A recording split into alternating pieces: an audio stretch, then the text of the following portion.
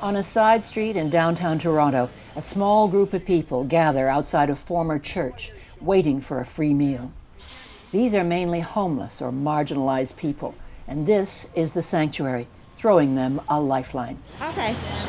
Danny. Who's Danny? Here. You're Danny. Hi. I'm here every day, sometimes all day. What does it do for you?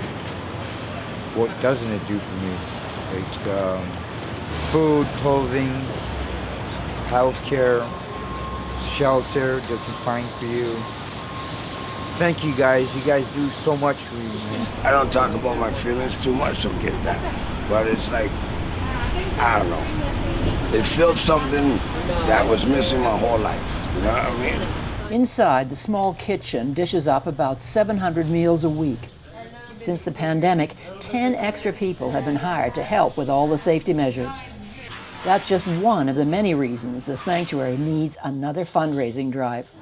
Since COVID started, we've been going 24/7, and our costs have increased significantly. This is a great bang for your buck as a donor because it's a low-cost operation. They're quite shell-shocked when they see 150 downtrodden individuals and are subsequently blown away when they have the opportunity to speak with them. Well, I think that's it. When they make contact and they realize that some of these people, you know, they may have taken a wrong turn or something like that, or several wrong turns, substances, mental illness and that sort of thing, but they're actually, you know, talented, capable, like genuine people.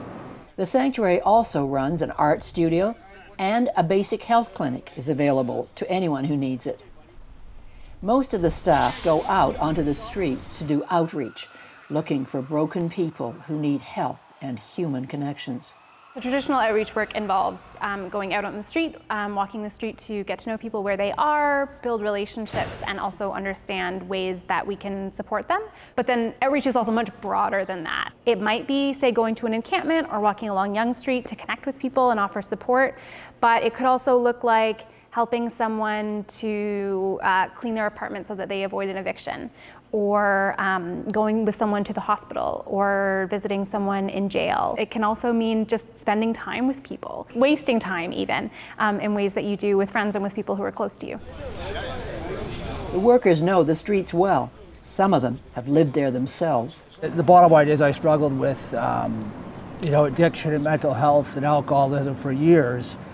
And I can identify with a lot of the individuals here, and I can see the pain, and I see myself in them. Most of the people here have suffered trauma or abuse or mental illness or addiction.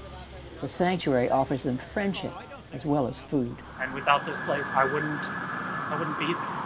I don't know. Jail, death, who knows? So many people I know aren't here anymore.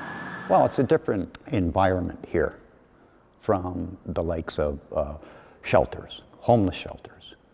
There, you're a client. Here, everybody's more like family. There are seniors that come here that are on pensions and living in apartments, and they come and they get, 4 times a week, they get a really good meal. That's important. Showers, if you're on the street, showers and bathrooms, you can't do without those things. I was basically on the streets, in and out of shelters for about 7 years. I came to Sanctuary because I was told that, there's people here that really care and help, and I've noticed out over the last, I think I've been coming here for 4 years, or maybe 5.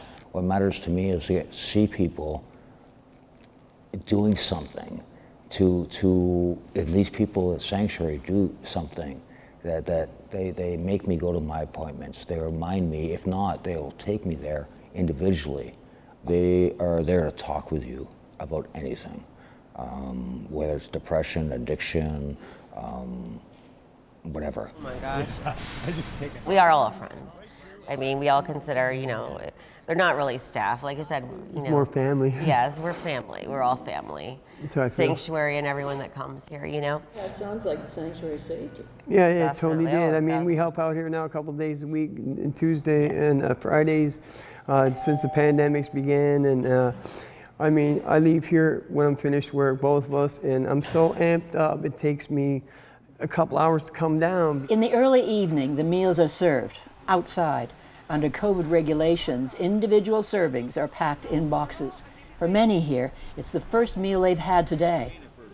This one's my favorite because I get to socialize.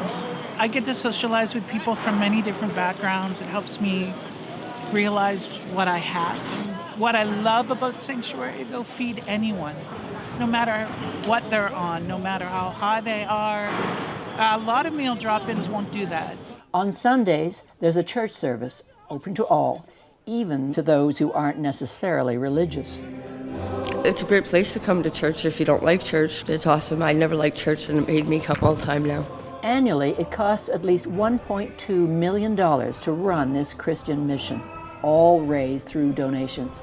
About 1,000 people go through its doors each year, so that money is going a very long way.